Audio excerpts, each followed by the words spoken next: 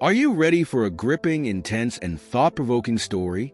At Acts of Grace, we bring you deep, powerful narratives that touch the heart, challenge the mind, and leave you with lessons that stay forever.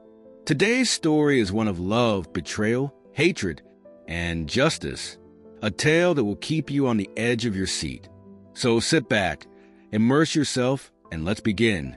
Once upon a time, Officer James Williams was the pride of Maplewood Heights, a man of honor, integrity, and kindness. When he patrolled the streets, people waved with admiration. Children ran up to his police cruiser, hoping for a high five or a shiny badge sticker. His presence was one of safety, of trust. But trust is a delicate thing. It can be shattered in an instant. And for James, that moment came not once, but twice in a single year. His first heartbreak was Sheila, a beautiful, intelligent woman he had met at a community event. They shared dreams, laughter, and quiet moments of understanding.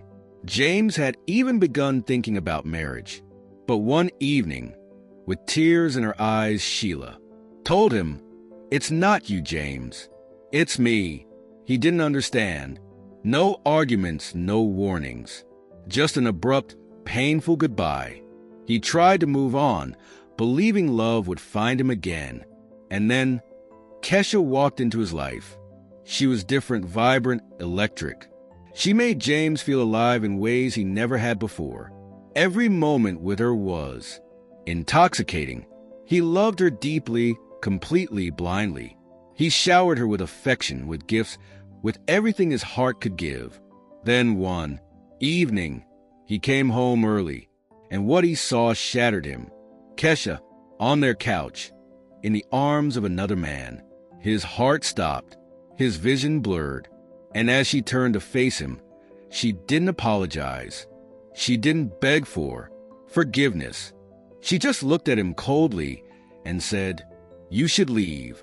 That night, something inside James snapped.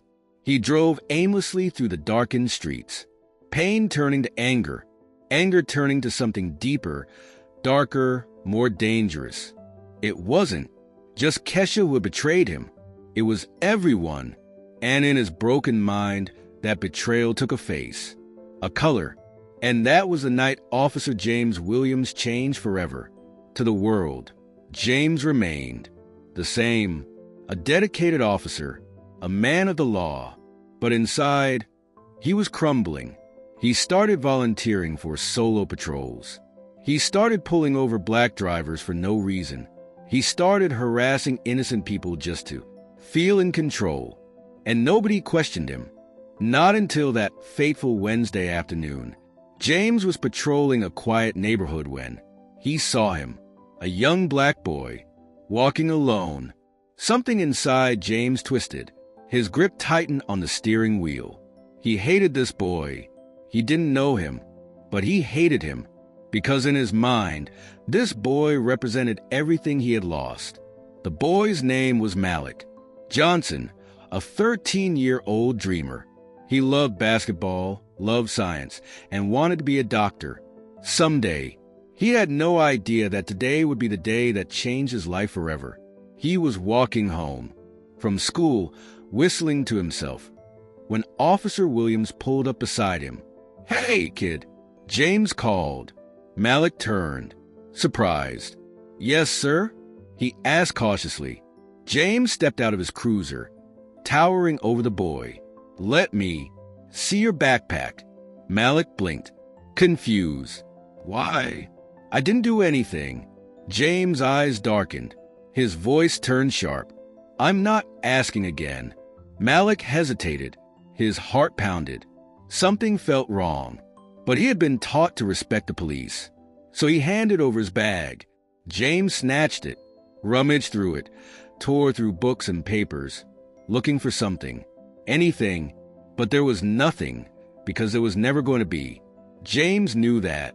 But his anger didn't fade. It grew. It burned. He threw the backpack back. Malik stumbled, catching it against his chest. "Can I go now?" he asked, voice steady. But his hands shook. But James wasn't done, because this wasn't about Malik anymore. This was about James' pain. And Malik? He was just the one standing in front of it. James stepped closer. "You think you can just walk away from me?" Malik took a step back, fear in his eyes. "I didn't do anything." James wasn't listening. His hand moved to his gun. Passers-by started noticing. Some pulled out their phones, recording. Then a gunshot. A silence so thick it felt like time itself had frozen. Malik's body crumpled. His backpack fell beside him. And then screams. People rushed forward. Phones captured everything. Within minutes, the footage was viral. The hashtag spread like wildfire. And when the video reached the phone of Mayor Henry Johnson, his world collapsed. Because Malik was his grandson. Within 5 minutes, sirens filled the air. Police swarmed the scene. James stood frozen, staring at the lifeless body of the boy he had just murdered. For the first time in months, he felt something other than hate. He felt fear. His colleagues grabbed him, pulled his arms behind his back. Handcuffs clicked shut. He didn't resist because he knew it was over. The trial was swift. The jury deliberated for only a few hours. And when they returned, they spoke one word: guilty. Officer James Williams, once the pride of Maplewood Heights, sentenced to life in prison. No parole, no second chances. His fall from grace was complete. And Malik Johnson, a bright young soul, full of dreams, gone. But his story would never be forgotten. And neither would the justice that followed. This is the harsh reality of hatred, injustice, and abuse of power. But it's also a reminder that justice will always find its way.